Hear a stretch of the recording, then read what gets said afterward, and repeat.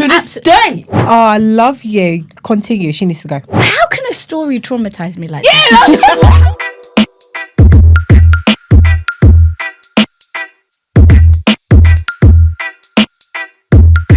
Welcome back to another episode of OP Said. I'm Mel. And I'm May, and this is the podcast where we read the wildest stories and submissions. Come sit right here, girl. Sit on our couch. You're in. Come. And your name is? Marie. That's the one. Okay, first story is from Am I the Arsehole? Would I be the Arsehole? Public.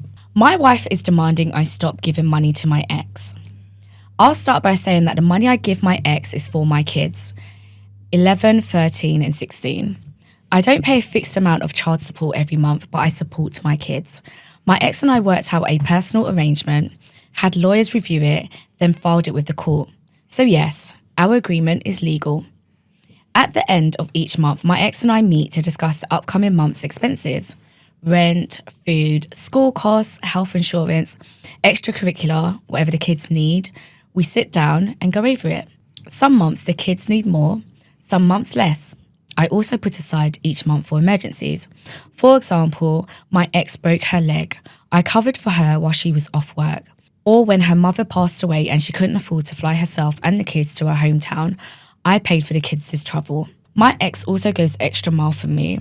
When my parts car was totaled by joyriders, she lent me hers until I could replace mine. During the pandemic, when my wife and I had to be isolated because we had COVID, my ex did our grocery shopping and bought over home-cooked meals for both of us. This is the type of co-parenting relationship we have, and I'm not willing to change it. It works for us. Most importantly, it works for our kids. My wife has 2 kids, 16 and 18, and her relationship with their dad is toxic. They can't be in the same room without fighting. Honestly, it's as much her fault as his. They both blame each other for the end of their relationship, and neither's willing to set that aside for the kids. It's better for everyone when they avoid contact. Early in our relationship, my wife tried to get me involved in her co-parenting conflict. I told her I wouldn't do that. Her kids love their dad as much as they love their mum, and I wasn't going to become an enemy to a man I didn't even know. Now that I do know him, I can say he's a good guy. The issue with the money I give my ex started earlier this year. My wife's ex lost his job. He has a new one, but it pays less. His child support has reduced accordingly and reduced again when the eldest turned 18. I never asked how much he paid or what my wife did with the child support. That was between her and her ex, and just as my arrangement is between me and mine. As long as the kids were taken care of, and they always were. I didn't ask questions. My wife never asked me to cover anything beyond what I already paid for as the head of the household, so I figured everything was fine. But now she says she doesn't have enough. Not just for the kids. She's saying she can't afford her hair appointments, spa days, insurance, phone bill, gas. She wants me to cover her. Here's the thing. I have a set income, and every dollar is accounted for. I pay for my kids, I pay for my mortgage, I pay for my bills, I keep the fridge and cupboard stocked, I pay all the insurance, I cover the necessities, and after all of that, there's not much left for savings. But now my wife wants what's left and wants me to cut back on what I give my ex. What I don't understand is, where is all her money going? She works part-time. She still receives child support for one child. She contributes nothing to the household unless we're counting the occasional takeout meal once or twice a month. So, where is her money? We've been fighting for months about money. I see her demand that I cut back support as taken away from my kids. She used to have a great relationship with them. Now she treats them like they're obstacles keeping her from what she thinks she deserves. I've told her over and over I'm not going to let my kids go without so she can get her nails done. Our last argument ended with her telling me that my attitude needs to change, that I need to start putting her first or she'll reconsider staying in this marriage. In anger, I told her to call her lawyer after she moves the fuck out of my house. Am I wrong here? Am I the arsehole? Oh, I love you. Continue. She needs to go. She absolutely needs to go. No way. I really don't like women that want men to take away from their kids. He's got a brilliant relationship with his ex. It's caring, and she also benefits from it too. When she had COVID, the wife cooked, the ex-wife cooked for Right. both of them. And got groceries for them. Their what's it called? Their arrangement is built on love for the kids. How co-parenting should be. It might not be what it looks like for everyone else, but it works for them. It's legal. And I don't think saying to someone, "No, I need my nails done, so you should cut back on your kids," is a very wild statement. I need people to repeat to listen to what they say out loud.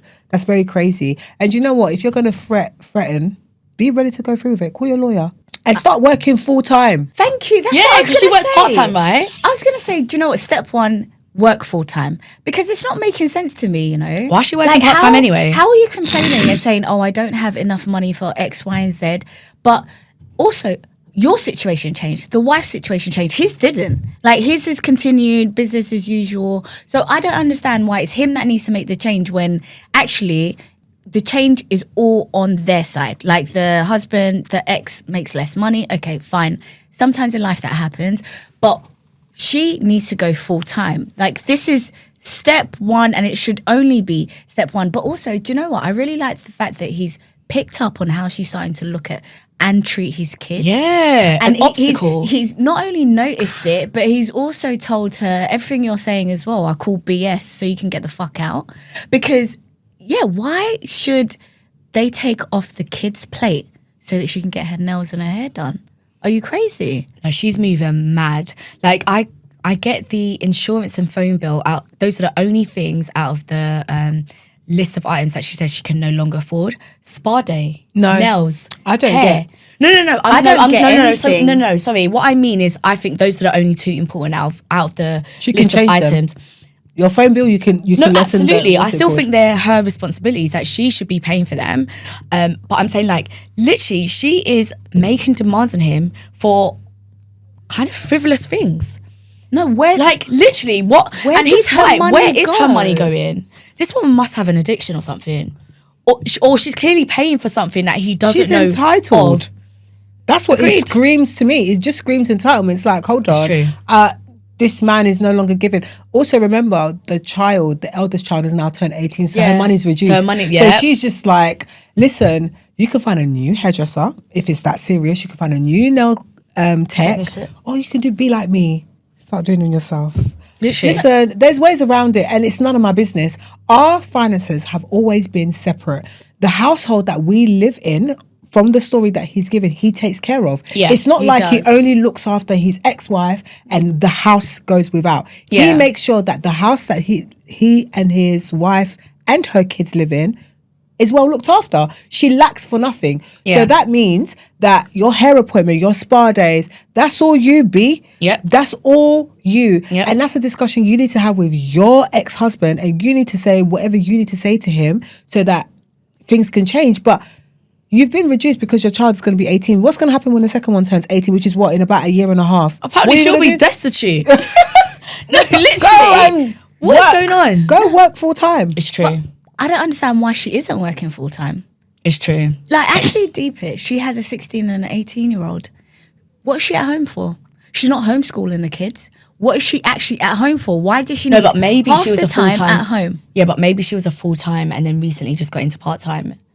Like, it happens. Sorry, why have you just created a whole new story? No, now I for said her. maybe. No. No, we don't But need to consider it. It sounds like she just works part-time. And I don't understand, why do you work part-time? If you're saying that we're at a loss, we've got less money, I need more money because of, She life doesn't care about happens, anything else but her. Go get a full-time job. Go get a full-time job, and doesn't that can think she should cover work all for of those additional expenses that are somehow supposed to be now sitting with her husband. Yeah. No, she definitely needs a full time job because she can't cover her basics. Phone bill, insurance, gas. She's lying. She Yeah. has the money, but she's gone and spent it elsewhere. Absolutely. And then she's gone to her husband and said, hey, you're spending too much money on these kids. I know Yeah. people like that though, that even if they have it, they just on principle and what they used to have, Yeah. they will be like, no, I want it because that's what I deserve, and Yeah. blah blah. They're And not what they're willing used to as well. Yeah, they won't reduce or have a limitation on some of the stuff that they used to spend. They won't change certain things. They won't. They just want what they want, and it Yeah. doesn't matter. It's not so much that she doesn't have the extra cash. She probably does, but Yeah. it's just the simple fact that she's not receiving. I don't know if it was $2,000 a month. She wants the same $2,000. That's it. Yeah. Whatever, by any means necessary. Even if she earns, I don't know, whatever X amount, and then she used to get an extra 4K. It's very similar to the story. The mum. The Colombian mum, Oh, who yes, gets yeah. money from each And kid, and guilt she's trips her like, child, yeah. she And lives in stops this talking to them apartment, and she doesn't get and money. she stops talking to them, and she doesn't get. That's what this It's given. is Yeah. given to me. But my thing is, okay, so yeah, you're right. Then if that's the case, it's pure and utter Greed. entitlement. No, it's No, greed. okay, it's greed, but also entitlement. Yeah. And then I'm not here to say, oh, I think that their marriage needs to break up. But if you're saying that she's treating your kids badly, Exactly. and I'm then saying she's that. demanding that you reduce your contribution to your kids. Like the kids are what, 11, 13 and 16. 16, they're Those kids. are actual kids. They're not her Yeah. 16 and 18-year-old that's about to leave the nest. No, like literally, I think that that's grounds just mistreatment of my kids, like viewing them badly, treating them badly, and now saying that they could do with less just so we can cover your, like, what actually luxuries? If I'm being honest, if you're really hard up for money, those are considered luxuries. It's true. That's not fair to the kids. Why should they suffer because something happened with your situation? No, you're right. But whoa, she's a piece of work because She's toxic. Like this, she now treats them like they're obstacles keeping her from what she thinks she deserves. The It's all about entitlement her. is disgusting. Wow. Yeah. Anyway, I have an edit. Okay, edit. Answering a few common questions and comments. My wife and I agreed before marriage that our finances would be kept separate. We discussed her contributing to the mortgage, but ultimately decided against it because 1, it's my house, and 2, if I die, it goes to my kids.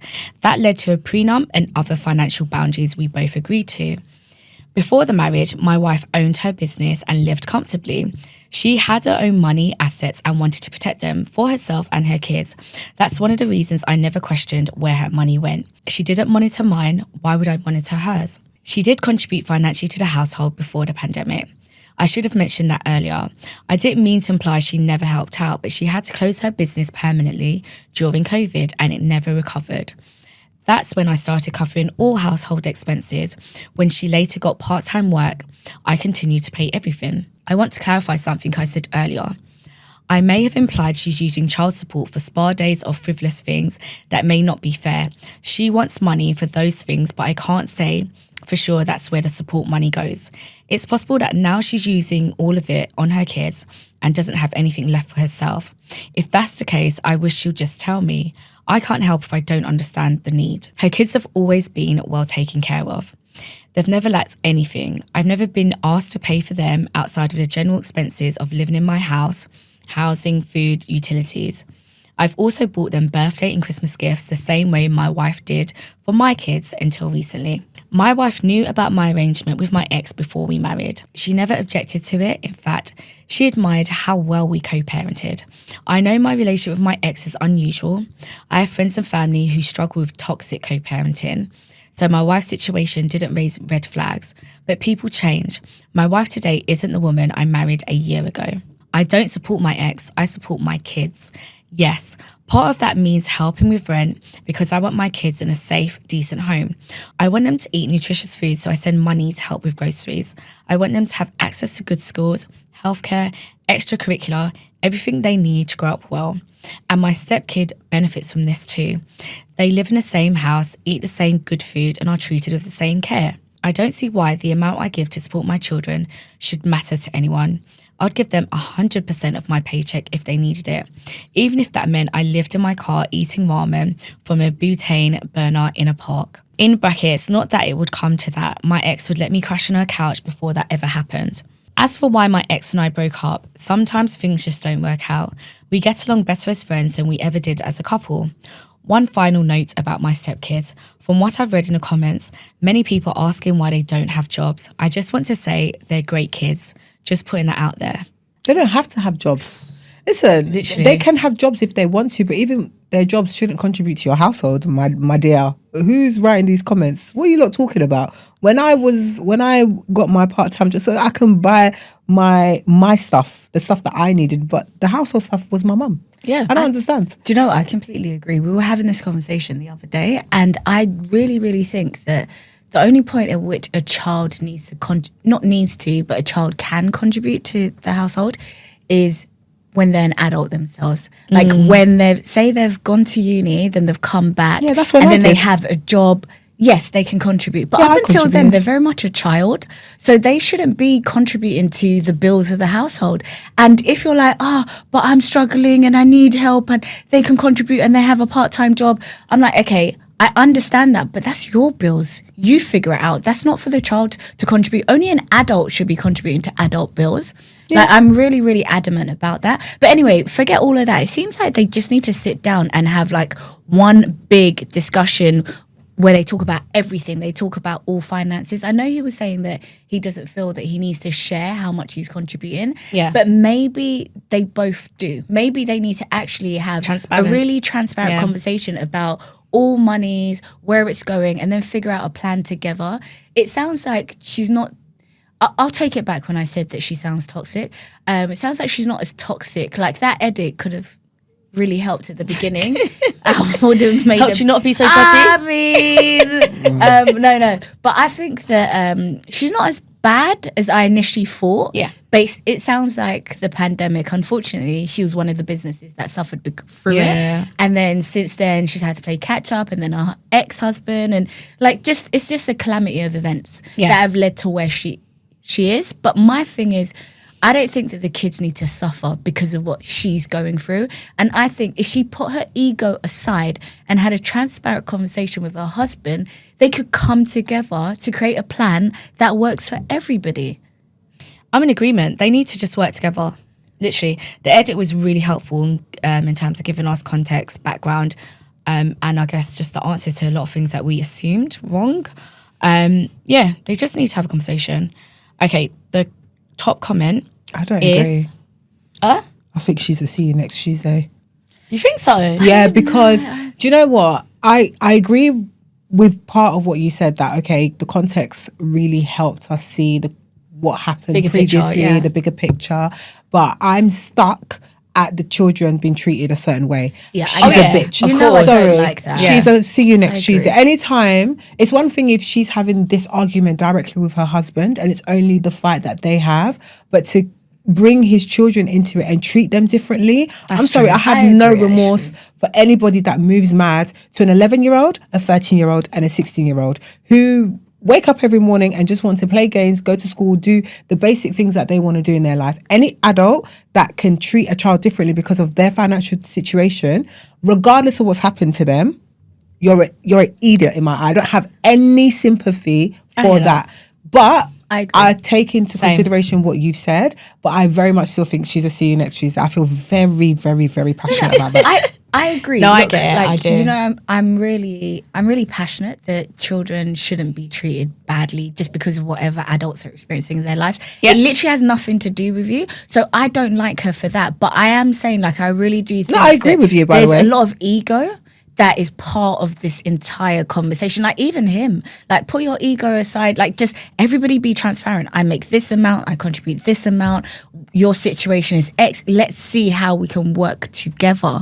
But obviously, in that same conversation, he needs to sit down and address the fact of how she's seeing his children, how she's treating his children, how she's even just not even like sometimes maybe it's not even her behavior, maybe it's just what she's saying about them to him. So it's just like, we need to have a reset, because if you can't get back to that woman who used to love, care and support these kids, then you need to go anyway. Yeah, that's absolutely true. But guys, I don't like it. I hear that. I also don't love the fact that he said, she's saying that they're taking away from her. Yeah. My guy, open that newspaper and start looking for more jobs. The pandemic was 5 years ago. You got a part-time job. So now that we see, I would have that conversation if I saw that she was also proactive about getting a full-time job. I'm sorry. Why should our situation change? If the money's so tight, if she was in a full-time job and this was a conversation we're having, full-time role and this was the conversation, guess what I would say? Nothing, because she's in a full-time role. Part-time work means more time. You have half the week, 2 days a week, 2 extra days. You could do a night shift somewhere. You can Uber if you really want to have whatever you need to have, and we can discuss it when you have more money coming in, because he said his money is set. Yeah. So that Set means income. Yeah. I don't think he can stretch that much. No. I So don't think what's he going to can. be the solution? The solution is going to be that she might need to get another job. So maybe you should start looking for that, because the entitlement lays with you saying, hey, on my part-time money, I want more. Because guess what? Like I said, the other child is going to be what? 18 soon. So what's going to happen then? 2 years. Come now. You need to... Yeah. Everyone needs to put their ego aside, but someone needs to also look for a job. Look for a new job. Or Step look one. for a part-time job that pays more. I don't know. But It's true, You yeah. need to do... everyone's behaving like they can't do much in this situation, and so much can be done. I can think about 3 different things that can be done. It's true. I can think about 3 different things that can be done right now for you're right. this family, and yet still it's him that has to put his ego aside. It's true. Ah, No. please. I said Absolutely. That's not how her. marriage It's works, her. man. It's her. I think like They need to there's work as a team. I'll be honest with you. There's pride Yeah. there, and I think the pride sits with her, and that's where sometimes it can make you really defensive and really angry. Lovely. Sort it out And yourself. I'm not here trying to justify her. No, her you're not. behavior at all. I'm really not. But Do you know what it is for me? They sound like their boyfriend and girlfriend. Like, you know, basically, when you're in the early stages of your relationships, not many people are as open in terms of like finances and like just, you know, the things that you can be quite vulnerable about. So even down to like personal trauma, childhood trauma, relationships, etc. They sound like that because there are a lot of things they're not sharing. They're not having transparent conversations. Well, So- no, they've had those transparent conversations for a prenup. That it would have been stated in the prenup what It's all the true. finances, That's all true. the they've got a legal document that states all their finances. So what they need to maybe do. Something's occurred because he's even asking as part of this, where is her money going? So there's bits that he doesn't know. But then they need to go back to their legal team and iron it out the same way he has with his ex. I'm sorry, guys. yeah, The way they but before started, you get there, it's a conversation, no? but she doesn't want to have a conversation. It doesn't sound like she wants to have a conversation. Someone that's I don't think they've even discussed that. I think they're both being very defensive about what they want. So Yeah, she's saying, that's I true. need this. I'm being defensive and he's- about what he wants. Yeah, and he's saying, but I can't do this. You know, this is where my money goes. So that's why for me, it honestly feels like they're not working as a team, and it feels like dating as opposed to like a marriage of 1 year. Like, does that make sense? it does feel Yeah. like, but But it's, don't forget, it's they've what been happens together for longer, though. I will Exactly. say that because obviously they mentioned like Before through the pandemic. pandemic. Yeah, and that yeah, was yeah. 5 years ago. So Yeah, anyway, look, they need to get on the same team, talk to each other. For someone who was so overprotective of her finances, it's crazy to me how she wants him to be so lax about his. She protected her business because she said she had assets she didn't want to share and blah, blah, blah, blah, blah. And now all of a sudden it's, oh my God, your kids are taken away from me. You're a big dickhead, bro. I would say sometimes, and this is a generalization, but I think women are like that. They think, yeah, your money's my money, my money's mine. I believe that my husband's money is my Yeah, money. and I think but that's I would her. never say to him, you see your 2 kids that you look after, you can't give them that money because of me. I wouldn't say that. Yeah, but there are a lot of people that would. They're like, oh, And then you'll know who. she's eating from my plate. They're eating from my plate. It's my money. You Like, leveling a child up to your thingy means that you're what? Say it with me, guys. so- See you Next Tuesday. Next Tuesday. Yeah, you're not the I same just- size. But you know what it is also, especially with the whole kids thing, I just think if you could potentially see someone's kids as a problem or getting in the way of the kind of life and lifestyle and, you know, things that you want, you shouldn't date or be with people with kids. And which draws me back to what? I'll be honest, because sometimes I'm like that. I'm a very not selfish person, but like I know when someone's got a child, they are the most important person in their life, and I know a lot of men hide behind that as well. Like so. As to not give women in their lives much love, attention, care, whatever it may be.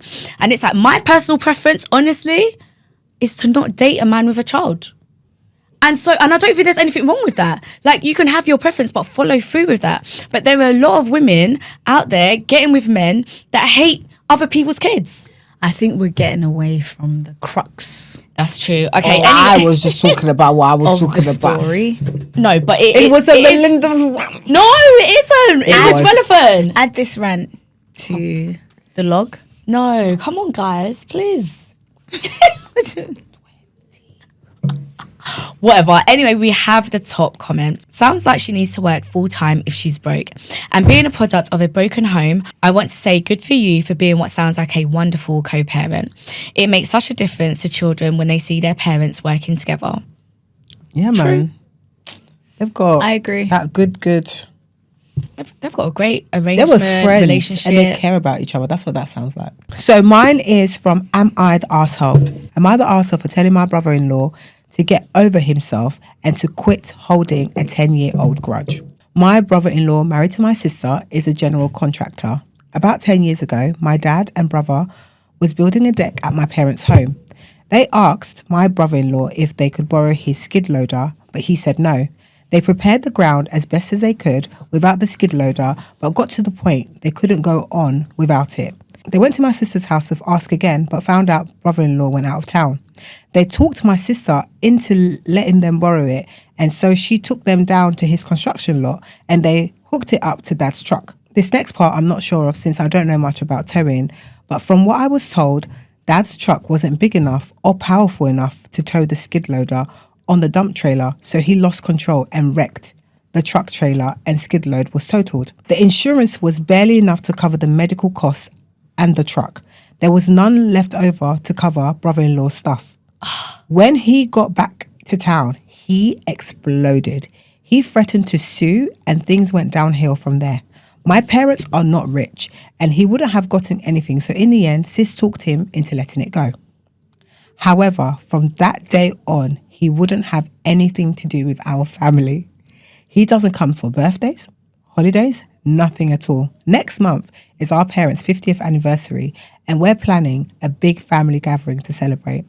We're also chipping in to send our parents on a cruise to Mexico because they've never been out of the country. I spoke to Sis about it the other day and she said she's coming with the kids, but brother-in-law is not coming. I was fine with that, but when we were discussing their portion of the cruise money, I heard him yelling in the background to deduct their portion from the cost of the skid loader and dump trailer. That pissed me off. He said, I ain't letting this go. That pissed me off. So after the call with my sis, I called brother-in-law and told him to get over himself. I told him that Dad and Bro made a mistake, but that was 10 years ago and he needs to let it go. He said he'll let it go when they give him the money he lost.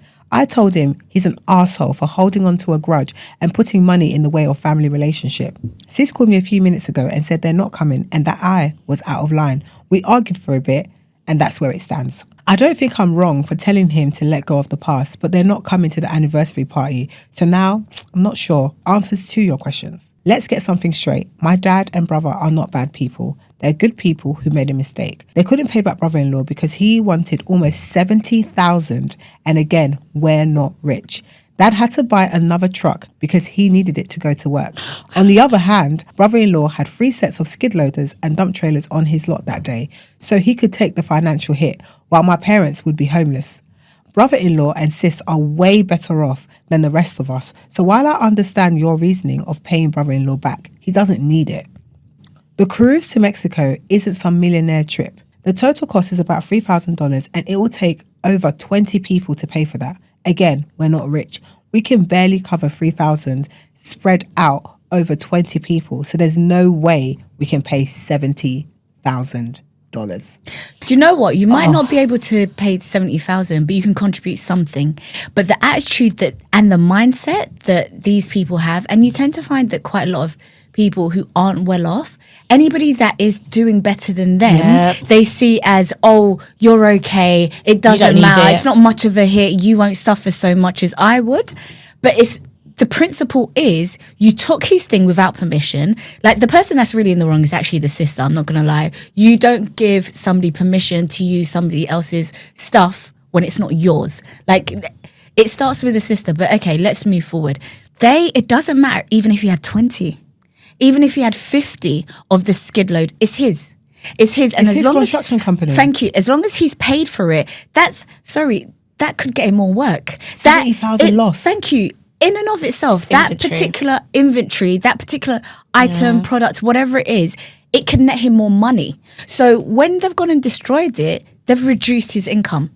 They've reduced his possibility of contracts. Like they've literally, it has such a domino effect. So for them to look at it as, oh, he can afford more, they're quite well off, you know, my parents can't do, it's this big, massive excuse that means that they get away with doing absolutely nothing to rectify a situation that was really clear. They had the conversation before. He said no. He said no, and he was well within his rights because it's his. It's acceptable to come to somebody, ask them a question, and be okay with receiving a no. Like there's a lot of people that'll ask a question, but the only answer that they're prepared to hear is a yes. But he said no, and then they've gone and totaled, and they think that because they make less, it's okay to not even repay him anything. That, you know, it was just a simple mistake. And I have this real grievance against people using this word mistake.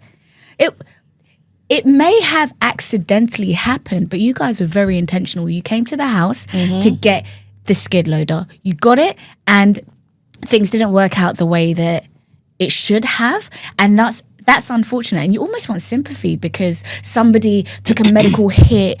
But what about this guy's business? It's not fair. Sorry, it's not fair. And do you know what? I am the brother-in-law.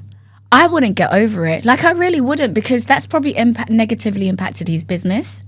And the same way they can look at him as like this, like almost like the rich member of the family, it's with resentment as well, because it's like, oh, you need to get over it. Why should he get over it? It's his company. His company's taken a loss. He's had to probably recover it. The cost of that missing 70K, he's had to make it up himself some way. And it's just like, oh, he shouldn't get over it until he can contribute even like 1,000 at least. Like, contribute something. But in their mind's eye, they're like, I don't have to contribute anything. Like, we already suffered. You know, dad had to get the money back for the truck. And then, you know, they were in hospital. You know, we've already taken a hit. What about him? Bro, as Marie was reading it, my chest was getting hot. I'm the kind of person, I side with the brother-in-law. I will never even talk to you, bro. I'll never let it go. Do you know what it is? Never. Yeah? There's a lot of things going on in this story. Taking it to my And do you know grave, what it is? you know? It's entitlement. And do you know that entitlement is being hidden behind family? Because even in that, they said, oh no, you're putting money before family. Do you know what? It's so easy for you to say, oh, it's only money when you don't have it. And you didn't have it in the first place. And that's how we've ended up here, where someone is literally at a loss of 70K. And do you know what? Another thing that stood out in there, it said that he wants 70K. No, he doesn't want it. He's owed 70K. Like, do you know what? When you start using the right words, you'll understand what the problem is. But because they're not using the right words, they're not understanding what principles, what things were broken, what someone is owed, what went wrong, who is in the wrong. Like, all of those things. You know, I was sitting there like, the cheek of it. And they think just because they're a richer, and people do this all the time, by the way. I know. Just because they're a richer, family members, friends in a circle, That they can in a afford group, to. that they can be at a loss. I'm sorry. We all use the same currency here. Yeah?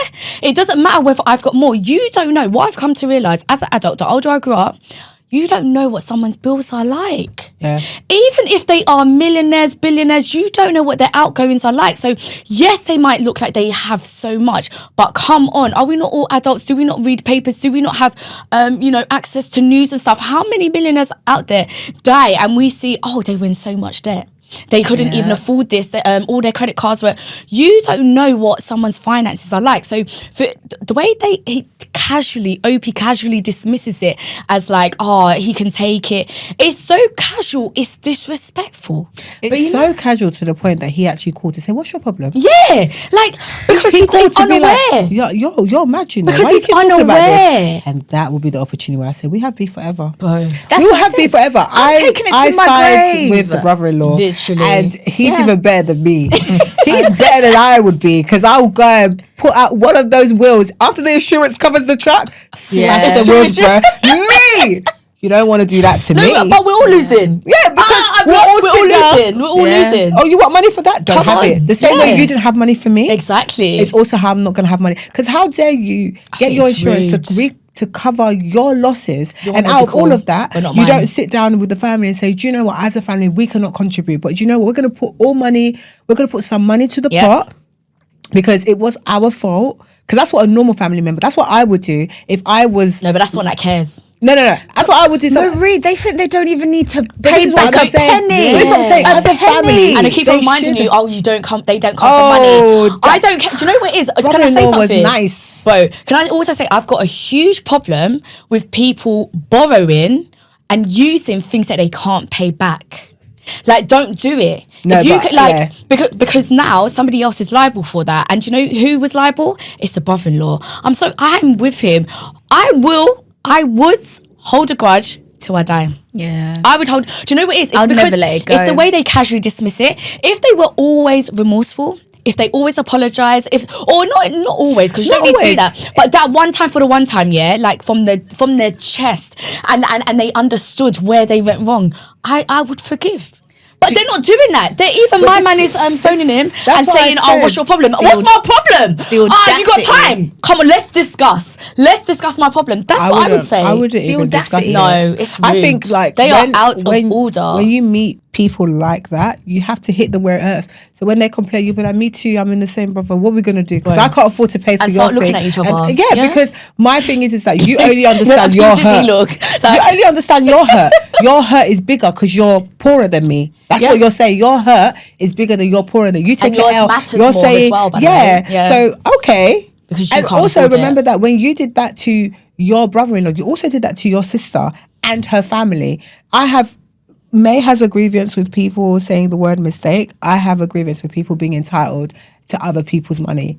Yeah. And saying like, oh yeah, Pocket watching. Yeah, like I have watching. I Why have would you a do massive that? grievance with that because I'm not going to look up May and thingy and be like, well, you know, when we go out, you order more and blah blah blah. You can pay for me. It's not my business.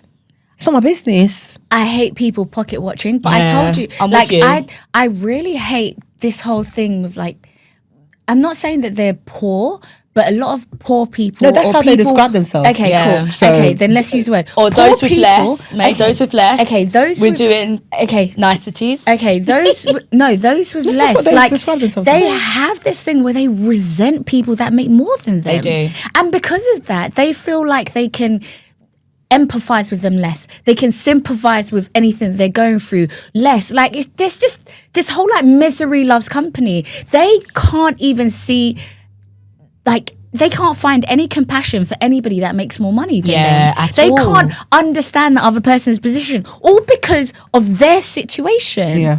And my thing is, my guy's at a loss to this day. Yeah. And you guys still have To this abs- day.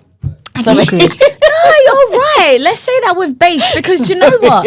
They have no interest or intention of giving this man even $1. They don't think they have to. Nothing, Melinda. And also, again, would I say they're hiding behind family? They said, "Oh, how can you still be bitter? And you're putting money over family." No, my dears, you lot are in-laws. You're not real family. You're not immediate family. Because you know what? At least his immediate family probably care about him. Probably do you know care what? about That's putting the- him at a loss. That's the part where I disagree. No. Once you get around it. It's you don't Auntie. know. But no, it's true. I made an assumption here, but at the same time, they're not treating him with care. They're not treating him Literally. like family. They're not. They're Yeah, not definitely treating not him like treating family, and Definitely with not. the care and consideration that we hope most family members extend to their members. Yeah. They're not doing that. so is this a like, am I the asshole? Yeah, you're the asshole. You are 100%. You 100%. and the whole of your family. 100%. Yeah. Yeah. So top comment, you are the asshole. Yes. Your There we family, go. your family stole 50k plus in work equipment from your brother-in-law. They didn't pay him back. By the sounds of it, showed zero remorse, and he should get over it. You and your family sound massively entitled. Yeah. Your brother-in-law is smart to cut the lot of you clean off. 100% Hear. agree. Hear, 100% hear. agree. Every word he said. The cheek of it. The audacity. When you No, were I was reading sitting there that, hot, I was bro. getting hot and my mouth just I opened. hate I stuff said, like that. Do you know what it is? I just think like, anyway, growing up, bruv, certain things of ours went missing, and it was just we had to take the loss. Yeah. And I hate stuff like that. I just think it's so rude. And it's from that I'm like not letting it go. I don't believe in letting things go. Like sometimes, and you know what? He's not even making things that awkward. Like he lets, not that he's given her permission. I actually think he's a bigger person than me. Like the sister-in-law still has her relationship with her family. He's not, in any way poisoning it. He's literally just decided to remove himself. I think that's not even that bad. When money comes up, he's like, rubbing my money. And I would too. Yeah. I would too. I think he's got. I would mention it at every opportunity given. Every opportunity available. In fact, I would even maneuver the conversation to bring it up. Because that's the level of petty that I am. That's not petty though. Actually, yeah, I don't think it's not petty. He's actually owed it. He's actually owed it. It's a massive. It's not £1,000, guys. 70,000. Because also, do you know? Dollar. Do you know the fact that they hide behind family is? Do you know it's because they're family that they're actually protected. Yeah, if I it was know. anybody else, he could actually do a whole lawsuit against them. No, he threatened to, and the sister said but that's no. what I'm saying. But I'm telling you right now, it's because he's married to them, married into that family. If it was anybody else, he probably would have sued. Yeah. So it's like, you lot better keep quiet. Anyway, me, I would have said, you lot keep talking because I will file. Keep talking. Okay, my story comes from mother-in-law from hell. In-laws dismiss pregnancy but want to be around when the baby is here. My in-laws are acting like I'm not even pregnant. They don't ask or check in. They've only asked my husband a couple of times if we've picked a name. I've been in L&D multiple times this month, labour and delivery, and they still don't check in. My mother-in-law mentioned to someone that she can't go on a trip with them because she'll be busy with a baby since we're having one around that time. It frustrates me so much that they don't acknowledge the pregnancy but expect full rights to him. I've already talked to my husband and we won't be having visitors for at least 6 weeks since I'm having a C-section. I also let him know that we won't be going anywhere during that time. His parents are very active in my husband's life. They call daily to ask about his day, work, etc. So it's so frustrating. He'll mention me in the calls, but they just say, oh, and change the subject. They also live on the same street as us. Never have they asked. Oh, that's really crazy. The street really took us there. Wow. Never have they asked what we need or if we need anything. My family lives in another state, so that's not the issue either. It's strange, but they don't care about you. I need people to start seeing the signs as what they are. They don't ask about you. They only will care about what comes out of you once it's out. They talk about the baby like the baby's going to drop out of the sky. They don't care about you. I understand that it's frustrating for you, but guess what? It won't change anything. So you need to...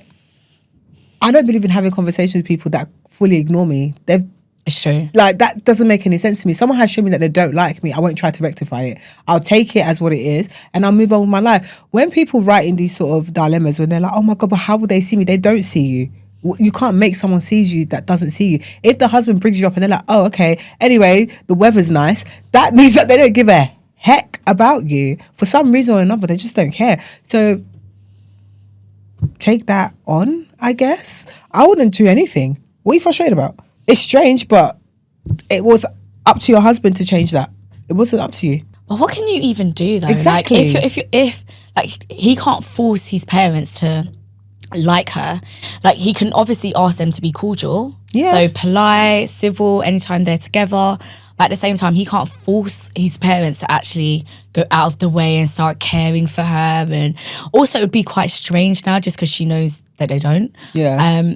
The only thing they can do is actually discuss, her and her husband, Opie and her husband, what it's going to look like once the baby's here and to have boundaries in place, because I personally wouldn't be comfortable letting people around my child that don't like me, because I don't know what you're going to do, say, etc., to undermine me and change my child's thinking about myself. So I wouldn't be comfortable with that, but that's why that's where, like, now, because the baby isn't here just yet, I think her and her husband need to be on the same page and make sure that he supports and respects their agreement, her feelings, etc., whatever it may be. I think that's the only thing they can do. But it's clear the parents don't care. It's very clear. But this is why, the reason why she needs to talk to her husband as well, because I'm sorry, what plans have you got with my child? Because she's here saying that the grandma is has cancelled a vacation because she's looking after her child. Whose child? I don't think it's mine. Whose child? Those are the questions that I'll be asking. I agree. You're asking the right questions. It's all about dinner and they don't say hello and they live across the street. My dear. No. Okay, listen, I completely agree. But one of the questions that always, I guess I'm always thinking about it, but like how important is it that you are liked by your parent-in-laws? Because this isn't new. This situation, they never cared for her. They never cared for her from the very beginning. So it's just like how important in your relationships is it that like they like you? Yeah, but it's important. I think that's the no. I know, but this is just a is it? Yeah. Oh, sorry. This is an OP said discussion question. I need to be clear. Like, what do you think? How important do you reckon? Do you know what? It's not important that they love me, but I just it's important that they respect me. That they like me. I would like them to like me because that'd be strange if you didn't. However, I just need respect at the bare minimum. Like, you are not going to disrespect me. You're not going to ignore me if I'm in front of you, and you're not going to badmouth me. So long as there's respect, I don't need you to like or be up my ass and, do you know what I mean? Like trying to make me your new daughter. Like, you don't need to do all of that, but respect. That's all I need at a minimum. And also, if I say something to my partner, to my fiance, husband, whatever it may be, he respects and protects me. That's what I need from his family, mother, father, whatever. That's what I need. I like a mother-in-law that would like me. It's an easier life. Yeah, no, I completely understand that. I don't care. It doesn't have to happen, but yeah. For me, I feel like it's grounds to not even pursue that relationship, which sounds a bit wild, but I just feel like, especially if you come to find out that they're close, like his parents talk to him every day, and then for them to not only not like me, but also ignore me, I don't know. I don't know that I would be okay in that situation. And then also just naturally, all parents like me. So there's the ego thing there. So for me, I think that that's grounds to not get the relationship to even like get to a future. For me, like I think it's really important that I get along well with my parent-in-laws, whoever those magical people should be. They're not magical. They're stop that. They're what? He said they're not magical. It's it not will a creature. happen. It's not flipping Neverland. What are you talking about? I mean, the way things are going. There's some dwarfs that are going to land and they're going to be her thingy. She's got problems with the way she talks. Anyway, gently into the night. The human experience. I think the way things are going. I don't know. We don't know. But May, I'm with you. I'm totally with you. And that's why I said, but at the very minimum, I need respect. However, it doesn't even seem like there's much there as well. There's none. Exactly. So therefore, let's change the subject. Exactly. So for me, that would be, like you're saying, a non-starter. Yeah, I wouldn't have married him. Non-starter. Yeah, that would be a non-starter. He's so close to his parents. I know, it's ridiculous. And they are live on the same road. They're dismissive of you. Sorry, how did we get to marriage? How did we get to pregnancy? People are in love with love, man. They don't care what shape or form it takes. You're mad. Honestly. Like, to have such a close relationship with the parents means that they would want to have a close relationship with their grandkids. So for me, it's a relationship that I can't ignore. I just think that women, it's all on us. Our list is like this small. A man will be like, you have to get along with my mum. You have to get along with this. No, it's the other way around.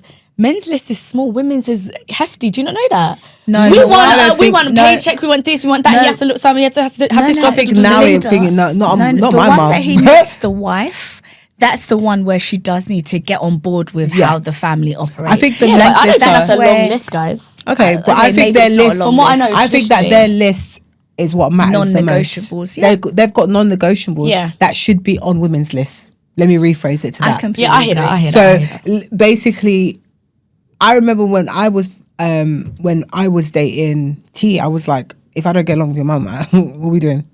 If I don't get along with your kids, what are we doing? So those were, if it doesn't happen, and we had to meet quickly for me to know that. Otherwise, it was not a start, and it was a non-starter for me. But I know people oh, I haven't met his kid. It's been a year, 2 years. So when will we get to know this thing? And it's just like very lax about things that are very, very, very important. But with a guy, he will introduce you to his kids. He will make sure that you get along with his sisters if that's what he really wants, or whatever his list might be. But he has non-negotiables that if you don't hit those marks, you're not going to have a relationship. But with us, it might even be something that we do want, but we love him. So we overlook it. And then 7 years down the line, we're complaining about said thing that we were like, well, it's not really that big of a deal. It's a massive deal to have a mother-in-law who ignores you like you don't exist. That's what I said. She's acting like the baby's going to come from where? Where's the baby coming from? Is it coming from the wife? I completely agree. Not even saying, like, oh yeah, we're going to be I'm going to be at the house looking after the mum. What? It sounds performative. Every day I just marvel at how women can take crumbs and turn it into a whole meal, because ain't no way that I would accept that type of a relationship. So lucky, right? Yeah. No, but there's no world in which I accept that type of relationship where you're so close to your parents and yet somehow they don't see me. That's crazy. That's so very crazy. wild. So then this lady sitting down and writing in, it's like, okay, I'm sure basically the general consensus will be there's not anything that you could do about that relationship. It's literally just set a plan with your husband and that's it. But this is where... Agreed. But you know what? This is where I bet we need to understand their cultural backgrounds. Mm-hmm. Because in certain cultures, like, that is pretty normal. No, it is. And not necessarily normal, but it's just accepted. So it's there are so many things that we need to know that will give us like a better understanding of the picture. Yeah. But I agree. Like you said, it wouldn't run. Not into this extreme. And then we live on the same road. Yeah, it wouldn't run. But that's because I'm a Brit. It wouldn't run. I live over here. Absolutely not. We have a top comment. This is so frustrating. Now's a good time for you and your husband to talk about setting boundaries with them and have a united plan for when your baby arrives. That's exactly what I said. That's it. Exactly what I said. No. The only plan that they have is that no one's going to see the baby for 6 weeks. That's not a plan. That's not a plan in terms of like the contact and engagement with the parent-in-laws. She'll lean in, man. Them kids are going to be with the grandparents. And especially if it gives her a break. And it's down the road as well. Okay, so this story is from Best of Reddit Updates. Am I the arsehole for telling my boyfriend I'll break up with him if he doesn't start wiping his butt? Sorry. Mad. People are going for it, but go on. Okay. I, 26 female, have been dating my boyfriend, 27 male, for almost a year. We moved in together 3 months ago, and for the most part, things have been fine. He's funny, smart, we have good chemistry, and we share similar goals for the future. That said, there's been a problem, a really gross, ridiculous problem. When I first moved in, I noticed that he never had toilet paper rolls in his bathroom. In brackets, we have 2 bathrooms set up and tend to use separate ones most of the time. I figured maybe he used wipes or something else, but then I started noticing a smell, like awful smells. Sometimes his laundry would stink in a very specific way. I thought maybe it was just bad hygiene in general, so I brought it up. He got really defensive and basically told me to drop it. Eventually, after too many suspiciously stained boxers and just a level of funk no grown man should be walking around with, I asked him point blank, do you wipe after you poop? He shrugged and said, nah, wiping is kind of gay. Why would I touch my own arse? I thought he was joking. I laughed. He didn't. Turns out he legitimately believes that wiping makes you gay and that real men just let it fall out and go about their day. Not Michael looking in disbelief. This is disgusting. It's awful. I told him that's not only stupid, but also incredibly unhygienic. And honestly, it's making me feel physically sick to be near him sometimes. No, I'm not going to lie. Like, is it because of love that you're here, like, with someone that doesn't wipe their ass? How does she like, get to the point of moving in? How are you sleeping with someone like this? He said I was being judgmental and that I should accept him for who he is. I told him I'd draw the line at poop. I said if he didn't start wiping and taking basic hygiene seriously, I'd have to reconsider the relationship. He's now sulking and accusing me of being shallow, saying I'm prioritizing social expectations over true love. He even texted me a link to a men's rights subreddit post about how wiping is emasculating.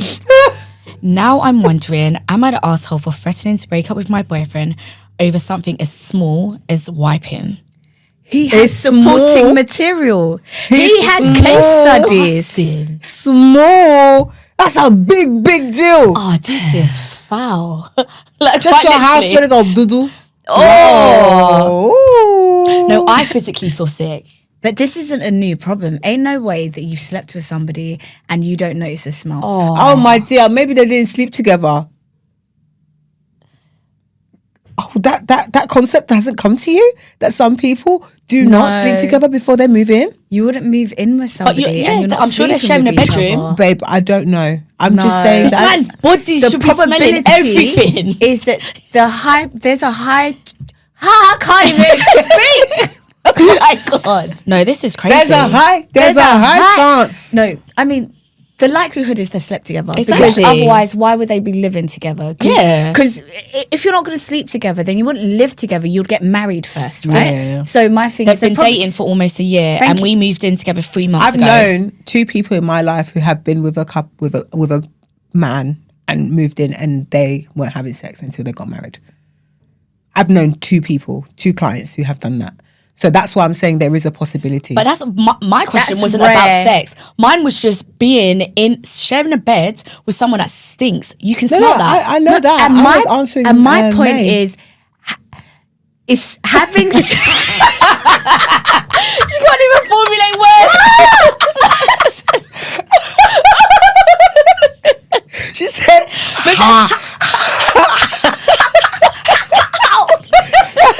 Let me tell you something.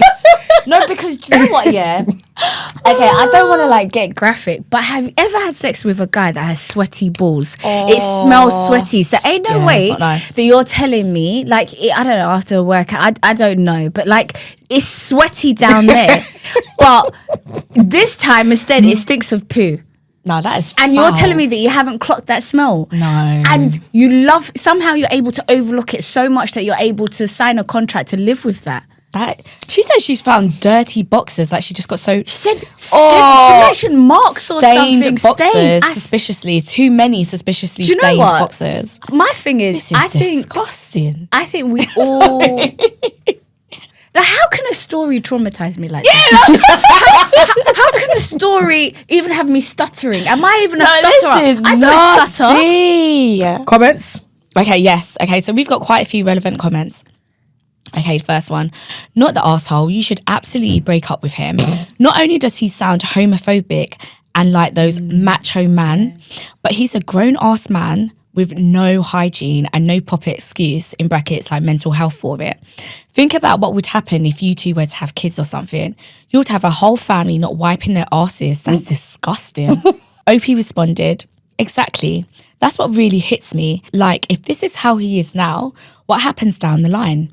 I'm not trying to raise kids in a house where basic hygiene is optional because it's not manly. It's not just gross, it's irresponsible. And yeah, the homophobia baked into it is a huge red flag too. I can't build a future with someone who equates cleanliness with weakness. Another comment, what the fuck? That's gross as fuck. Dump his ass, girl. OP responded, right, I've been trying to wrap my head around how is this even real life? Spend less time wrapping your head. Do more time in creating a dumping plan and exit out of that flat. Like, how are you almost 30 and still walking around with a dirty butt on purpose?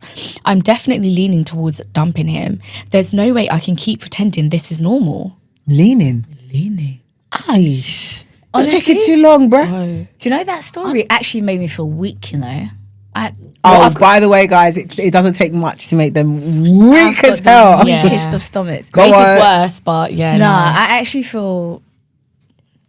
Check in on me later. Wow. Go on. Grow up. I can see update. There's an update. Hey again, I wanted to give an update because, well, it happened. I broke up with him and it was somehow even messier than I expected. No pun intended. I sat him down and told him I couldn't do this anymore. I explained everything calmly, that it wasn't just about wiping, but about respect for me, for himself, and for any space we shared. That I was exhausted from living in constant second-hand filth, that I generally couldn't picture a future with someone who refused to do the most basic thing to stay clean. He stared at me in silence for a few seconds, then laughed, like this weird fake laugh. Then he got super defensive and said, wow, so I guess you never really cared about me. This is what ends us, over wiping. I told him it wasn't just that. It was the fact that I asked him repeatedly to do something extremely reasonable and he chose not to. Over and over, he folded his arms and said, I'm not changing who I am just to make you comfortable. I said, I'm not asking you to change your personality. I'm asking you to not smell like shit. That's when it got dramatic. He stood up, threw his keys on the couch and said, you're just like everyone else, judgmental and shallow. Then he packed a duffel bag like he was storming out of a movie, grabbing random stuff like a pair of mismatched socks, 2 deodorants, in brackets, the irony, and a frozen burrito from the freezer. Before he left, he looked at me and said, you'll regret this. You'll never find another guy like me. And I just said, that's kind of the point. He slammed the door so hard a picture fell off the wall. He's texted me a few times since, mostly passive-aggressive stuff like, hope your next guy wipes and lies to you about it, and real men don't fold for toilet paper. I haven't responded. Since he left, I've deep cleaned the apartment, burned a candle, and done 5 loads of laundry. I cannot tell you how amazing it feels to sit on a couch and not wonder if it's been in contact with poop. Anywho, thank you for the push I needed. You were right. I don't need to fix someone who thinks basic hygiene is optional. I need someone who's already a damn adult. Comment, how did she date him for 9 months and not realise he didn't wipe his ass? How did she live with a shitty ass for 3 months? Questions. I think Only they know. I think we're all wondering. I think this story makes me want to have a shower. Yeah, absolutely. It's mad, isn't it? Mine is from an embarrassing thread on Reddit called Most Embarrassing Situation You've Been In. I'm not going to spend too much time with the details since this will likely get buried at this stage of the post. My most embarrassing moment happened when I was working at a camp for the summer.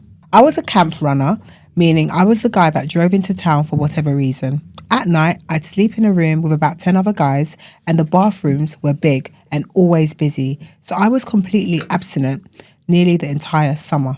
So one day I got a call that I had to pick up a camper girl who had been bitten by a spider and take her to urgent care. It was policy that if I was driving a camper of the opposite sex somewhere, there had to be another adult 18 plus of the opposite sex riding with us. The other adult that came with us was this cute girl that I had a few conversations with prior. I was somewhat sleep deprived at the time and she knew this. So as she had her camp driving clearance and knew the way to the urgent care, she offered to drive and I accepted. The camp was in the middle of nowhere, so the ride to the urgent care was pretty long. In that time, I fell asleep. I woke up with my dick hard as a rock and the head of it poking out of the leg of my shorts. Before I was able to get my bearings, I felt a surge of pressure and proceeded to ejaculate onto the glove compartment door. Immediately, I heard both a shriek and a girl yell, "Oh God! Holy shit, no." I turned and looked at both the girls. Both of them had obviously seen what had happened. Both of their faces were beet red. The car was absolutely silent for the next 10 minutes, apart from the sounds of me attempting to wipe up my semen with an old McDonald's bag. Finally, we reached the urgent care and I dropped them off. After talking to the girl that drove the next day, I had apparently been hard for like 10 minutes. Both of them were fully aware of it, but both were too embarrassed to wake me up.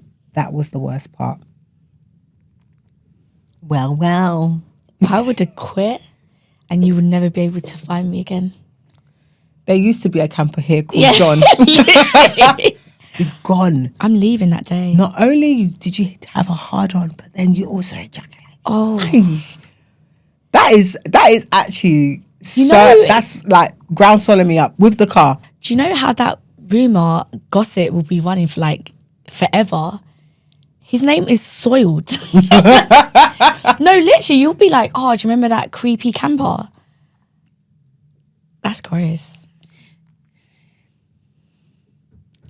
and the comment on that was, she's frozen. She's still traumatized after the other story. What do you I mean? just feel like from that story to this, my mouth is just hanging. It's too much for me. It's too And then much for also, her. do you know what? I'm just thinking about the embarrassment of like a supervisor would have had to talk to him. Yeah, that Like, is and they'll be so like, John, can I embarrassing. talk to you for a minute? And I'm like, oh.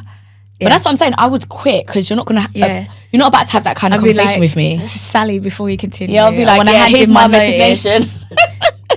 Arguably the funniest thing I've ever read on Reddit. We have a submission. I sent him a voice note and then blocked him. I think that's okay. So I found out You can see what I've been up to. I hear that. So I found out my boyfriend was cheating. His name, let's call him Mal. We were together for almost 2 years. I really thought it was solid. We'd talk about marriage, kids, real stuff. I was loyal. I showed up for him in ways I never had for anybody else. He met my family, I met his. He even cried in my arms once, talking about his childhood. I believed in him. But I started feeling off. You know, when the energy isn't right anymore. His phone stayed face down. Text started being dry, always working late. But one night, he left his phone on the bed while he was in the bathroom, and something in me said, check it. I did, and I found everything.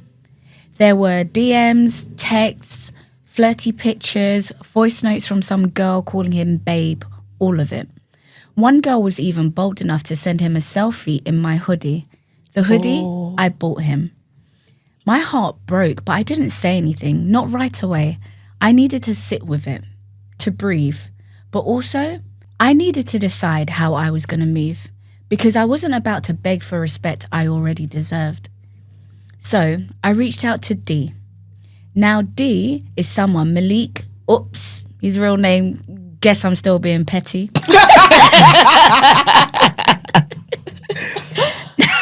Now, D is someone Malik never liked. We had a little past before Malik, but stayed cool. Malik always used to get jealous about him, even though I never gave him a reason to worry. But now, Malik had opened that door. D and I met up that same weekend. It wasn't some big dramatic plan. I just wanted to feel something other than betrayal. And D, he reminded me that I was wanted. He made me laugh. He didn't ask questions. He just held space for me. And when things got intense, I did something petty. I hit record on my phone, a voice note, just for a few seconds, nothing too crazy, but clear enough. You could hear what was happening. You could hear me enjoying myself, saying his name. Okay, sis. Afterwards, I sat in D's hoodie on his couch, sent the voice note to Malik with this message. Next time you cheat, make sure she's worth it. Here's something for you to remember me by. Yo. And then I blocked him. No explanation, no text thread, no breakdown, just that one message, that one sound. The next day, he tried everything. Called from random numbers, texted from fake pages, said he couldn't believe I would do that. But the thing is, he made his choice. I just matched his energy. Yep. Do I regret it? No, not even a little. Because that voice note wasn't just for him, it was for me. To remind myself that I don't sit in pain, I move through it. And sometimes I do it with a little fire. Good news though, D and I have been together for 3 months now. Hey, So so I would say it worked out well. Love your podcast, can't wait to hear it live. Well done, sis. I love a petty sis. Yeah, same. I think I'm now tired. I haven't got the energy for all of that, but everything you did, Not the D. well done. Dirty girl. We love it. Like, do you know what? Well done. What I love about this is it's the advice we always give: move in silence. Yeah, Like, I just love it. move on in Yeah. silence. All of these big declarations, all of this back and forth. But I really liked the line where she said, "I wasn't about to beg for respect I already deserved." Yeah, I like girl. that. That line. She knows her worth. That said it all. Love that. Well done, girl. We support you. Yeah, and there's a happy ending. Her and D together. Come on. I love the fact that she kept D's name as D. I know. But it was oops, No, Malik. blast. I love it. I think there's nothing wrong with it. Like sending messages and then blocking. I've done it. I'm here. I'm enjoying. Is this your submission? No, that's not me. We need more women like her. Same. Yeah. We actually do. I think we need to start getting people back. Honestly, tit for tat. Yeah. Yeah, I don't actually think that being the bigger person really helps anyone. I think No. some people really need to feel it. Yeah. And then they will never move like that again. Yeah. Because lessons need to be learned. I don't think that people are learning the lessons. All this walk away and, you know, the fact that he's lost you. No. He's lost me and he heard me. Yeah. Marie good for one. president. I'm here for revenge. I really am. You see, I'm not Revenge, really get a vengeful person back. because I'm like, you know, bigger person. One day I No. took a I sip don't of mind, my as long as I'm dirty not doing chai it. and I said, I've been living life wrong. I've been living life wrong. Those that have done the dirty work, they've gone far. I regret that I can't get people back like the way that I would like to and be able to guarantee get away with it. That's what I regret. Bigger person where? No, see, do you know what? I just wish us females had the strength of men because I would beat up guys. That's what I would do. I would beat up loads of guys. No, But luckily, I'm only 5'2". I'm not even. Do you know what? I'm here for violence. Like, I do think, I'm not going to lie, I do think violence sometimes solves the problem. My thing I'm not is- going to lie. It's Because so if, much no, about- because if you actually felt it, you would know not to try that. Oh, 100%. Like, no, I'm here. Like, I support everything that you're saying. But my thing is, more than anything, I wish women loved themselves more. I know. Before anything else, if you loved yourself and knew your self-worth, you wouldn't be married to somebody whose parents can't even acknowledge your existence. You wouldn't be in I always knew would head back here. What things to say? No. But it's true though. If you loved yourself enough, knew your self-worth, you wouldn't. These women, let's be honest, we wouldn't have a show, would we? We wouldn't have a show. We wouldn't have I know, any but I stories think we being like having a submitted. show, guys. I love it. Please, let I the love drama commence. No, but in all fairness though, like if women had those two things, like half the shit that we go through, they wouldn't happen to us. True that. Like, I've never believed in being the bigger person. I believe in being petty. I believe in getting people back where you can, but just make it good. That's all I say. And on that note, it's the end of the show. Thank you so much for watching. If you've watched all the way through, we are here every Monday at 5 p.m. UK time. She's stolen my lines, but yeah, bye everyone. I didn't And know. we have a subreddit called OP Said Pod. And you can see the dilemmas there as well and leave your comments and your opinions, you know. And we'll see you next time. Bye. See you later.